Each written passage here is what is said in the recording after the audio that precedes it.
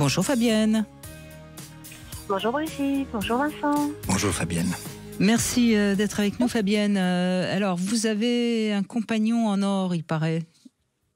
Je crois que j'ai le plus merveilleux des hommes dans ma vie et je crois que je ne peux pas dire que je sois la plus merveilleuse des femmes avec lui, mais j'aimerais beaucoup le dire en fait. Bah, écoutez, si vous a choisi, si c'est un homme extraordinaire et qu'il vous a choisi, c'est que vous êtes quand même pas mal du tout, me semble-t-il.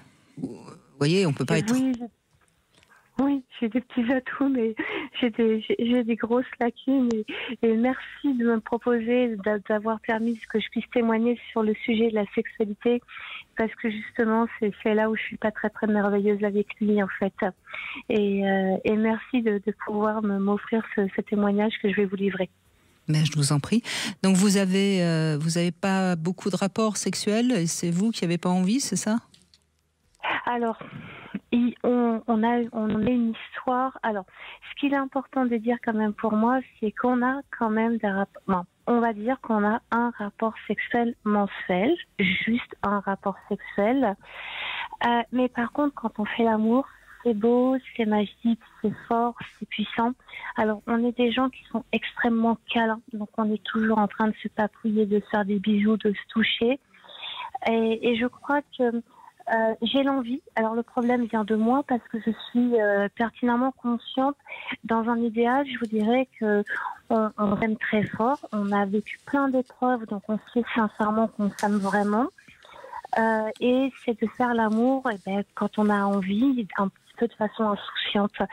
Et je pense que je fais partie, en tout cas je ne sais pas si je fais partie de ces femmes, mais je suis une femme quand je fais l'amour, et c'est un gros défaut chez moi.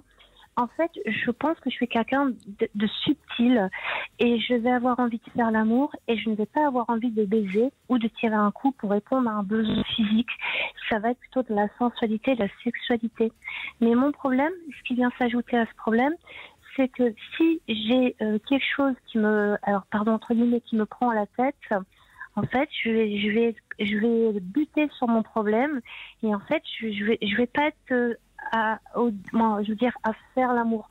C'est-à-dire qu'en fait, le pauvre, pour que je fasse l'amour avec lui, c'est que tout doit être aligné. J'ai des problèmes de santé, donc je suis pas à l'aise dans les positions, dans le corps, parce que je peux avoir des douleurs et j'ai une émotion qui arrive en vous disant ça. Comme j'ai des problèmes de santé, il y a la notion de fatigue. Donc en fait, mon esprit dit oui, et vraiment oui. Et par contre, le corps dit non. La pratique. Oui.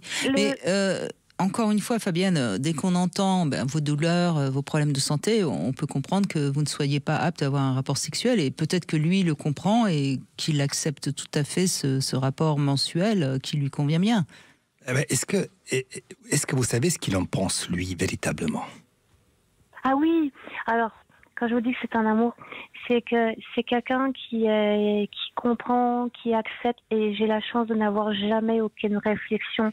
Je le vois dans une attitude hebdomadaire, toute journalière.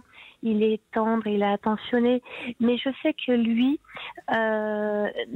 me aimerait plus, et c'est normal parce qu'en plus il vous le dit. Il vous le dit. Non, il me le dit pas, c'est moi qui lui dis. C'est moi qui lui dis, ça se voit dans son comportement, il va très bien, et c'est normal d'ailleurs, et c'est lui qui a raison, et a envie de le faire plus souvent. Mais par contre, je n'ai jamais aucune pression, et on a la chance d'être un couple qui pardonne très librement de tous les domaines, y compris, entre guillemets, ceux qui peuvent non, mais en plus, vous avez beaucoup d'intimité, me semble-t-il. Et on sait que l'intimité, quelque part, c'est quand même de la sexualité. Enfin, en tout cas, ça nourrit.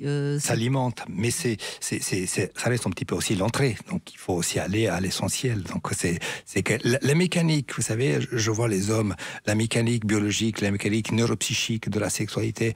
L'homme, c'est un animal global, c'est un chasseur, mais il a besoin, vous voyez, d'une approche très, très, très sexuelle.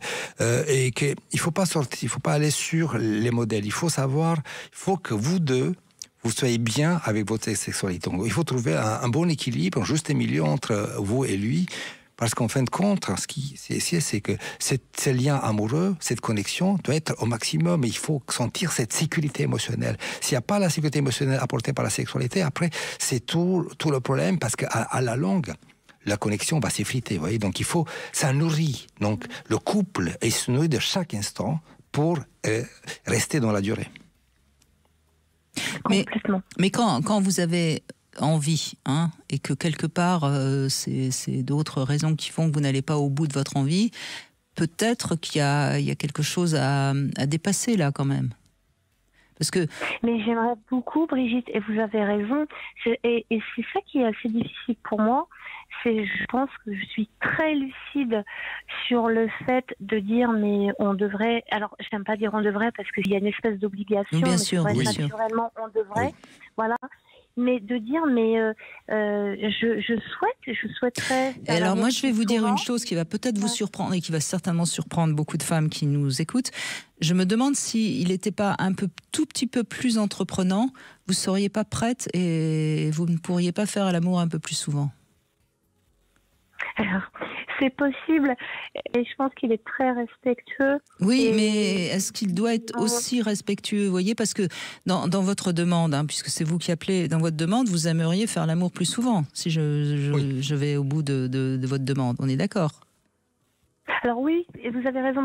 Alors le seul souci, c'est qu'il y a des petits paramètres qui sont un petit peu difficiles. Je vous ai parlé des problèmes de santé. On n'habite pas ensemble. Et j'ai aussi une question, c'est que je pense que je suis une nouvelle ménopausée. Et je ne sais pas si justement l'incidence de la ménopause, des hormones, n'ont pas aussi quelque chose à voir. C'est-à-dire que l'esprit, lui, fonctionne bien et n'est pas en mode ménopause. Mais le corps... Là, il faut en effet consulter et faire le point entre votre corps et votre esprit.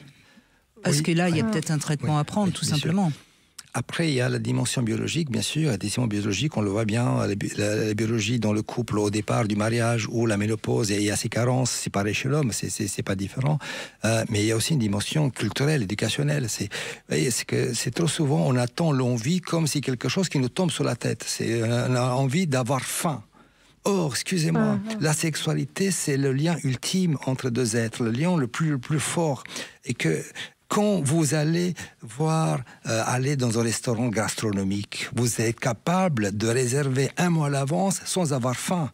Quand on a faim, on va chez McDo à côté. Et là, on va manger seul. On n'est pas obligé d'aller chez McDo quand même. Hein. Exemple. Bon. Mais on est capable. Donc, pourquoi, dans un couple, avec toutes vos difficultés d'organisation, du quotidien, etc., qu'est-ce qui vous empêche de réserver des plages d'intimité dans lesquelles on se dit, là, on va couper les portables, les WhatsApp, les applications, tout, dans lequel, sans aucune obligation, sans nous dire, on va faire ci, on va faire ça, juste se reconnecter l'un à l'autre, et puis laisser la porte ouverte à l'érotisme. J'adore votre exemple de restaurant gastronomique. C'est tellement juste. Ce soir-là, on n'aura peut-être pas plus faim que les autres soirs, sauf qu'on sera prêt à savourer parce qu'on sait qu'on va passer un bon moment. Et c'est vrai qu'il faudrait aussi que dans la sexualité, il y ait cette idée-là. On se prépare, on y est, et le souvenir émotionnel, ce point de vue biologique, les papilles, le contact alimentaire, le pépi, c'est court, c'est comme si vous avalez tout de suite, alors que le niveau émotionnel, l'impression, et puis on va jamais seul, et puis ça nous marque, et puis on a envie de revenir, parce que si c'était bien, on a envie de recommencer, quoi. Donc c'est ça, c'est que le plaisir, il faut pas attendre, on attend que ça nous tombe dessus, c'est cet aspect très occidental. Alors lorsqu'on voit dans la sexualité, on va plus oriental, ça se programme. Ça commence par les livres, ça s'appelle l'érotisme, par des arômes, et donc en contact, et que derrière la sexualité vient juste compléter, sublimer ce lien par une explosion des sens, des arômes, des goûts, des images. Et donc, si vous avez envie de garder cet homme en or, hein, comme vous l'avez dit, il faut un petit peu s'y mettre, tout simplement, et vous verrez que vous en tirerez de nombreux avantages. Merci en tout cas. Oui, pardon. Non, allez-y, je vous en prie. Merci Vincent pour vos dernières paroles parce que elles sont très justes et elles me parlent beaucoup et c'est une très très belle métaphore et je crois que je vais vous rappeler en me disant écoutez, maintenant il n'en peut plus parce que je suis toujours en train de vouloir être épicurienne et profiter des bonnes choses et je vous remercie sincèrement tous les deux parce que c'était très pertinent et je pense qu'on va avancer parce que vous avez donné des bons conseils et des choses qui sont terriblement vraies. Et merci à vous deux, en tout cas. Mais je vous en prie, merci Fabienne.